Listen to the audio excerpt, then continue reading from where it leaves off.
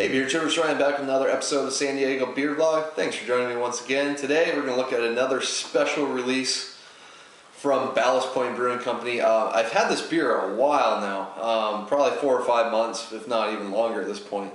But this is Victory at Sea. This is their Coffee Vanilla Imperial Porter. And yeah, this is one of their limited releases. They've probably only put this out once, maybe twice a year, so it's pretty limited beer. I'm trying to get the ABV on this one. This is a big whopping 10% ABV, so it's a big giant Imperial Porter. I have had this a few times, it's been a while, but wanted like a nice kind of dessert beer, and this is definitely a dessert type of beer. So this thing pours pretty dark. I mean, most porters, you know, they're not completely opaque often, but this one, it looks to be pretty much opaque. I'm not really seeing any light through it at all, completely black.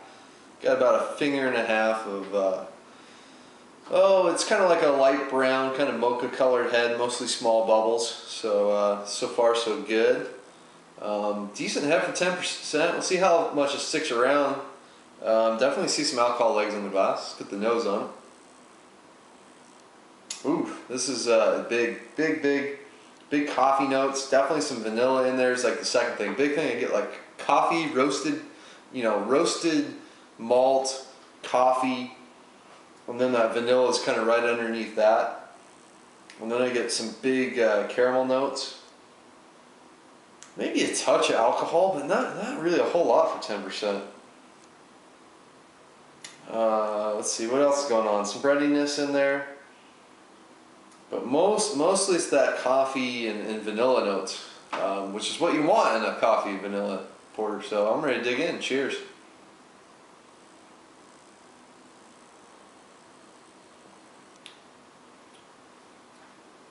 Ooh, that is so smooth. Wow, it's been a while. Wow. Oh, the whole way. No alcohol burn at all. Not really in the taste. First sip, I mean, it's just so creamy and smooth. Exactly what you want in a good porter. You know, porters will usually have a little less roastiness than you know, stouts, so they can tend to be a little more smoother. But this one's, wow, it's silky smooth. So up front, you get just a touch of alcohol. Now I've sipped on it longer. Nice caramel notes. There's some breadiness in there. Some kind of darker fruits, you know, slightly raisiny, not too much though. You know, some of those yeast esters coming along. And then the back end is kind of where the beer really takes off in terms of like, this is what the type of porter it is. I mean, it's big time roasted coffee notes, and then right under that is that vanilla character. And the vanilla and the coffee's not completely over present, but it blends really well with the rest of the beer. It still is kind of the focus, but it's not like dominating your palate completely. And I mean, I don't know what kind of hops I might be using for this one, but you know, it does have some bitterness in the end, and it's probably the roasted malts and the coffee kind of contributing to that as well on the back end. It's mostly drawing on the palate, but there's a little bit of a lingering character on it with kind of that roasty character.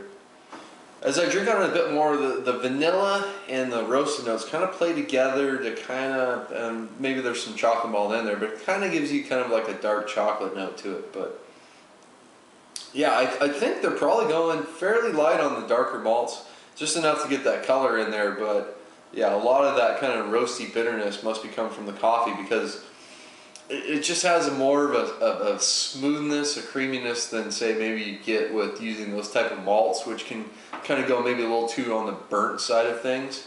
But this one doesn't go too roasty, burnt kind of malt character. It's that nice bit of coffee in there. So absolutely fantastic beer. Absolutely enjoying it. This isn't necessarily a dessert only type of beer. You can definitely, if you're just in the mood for a good Imperial Porter, break it out. You're going to really enjoy it. But yeah, this is going to pair wonderfully with any dessert, because those coffee and vanilla notes in here, which are really blended well with the beer, and it just balances out really nicely. So I'm going to Give this one an A. No doubt this one's an A. Victory at sea. Ballast Point, one of the few bottles they don't have fish on. So it's going to wrap it up for this review. Until next time, please comment and subscribe. Cheers.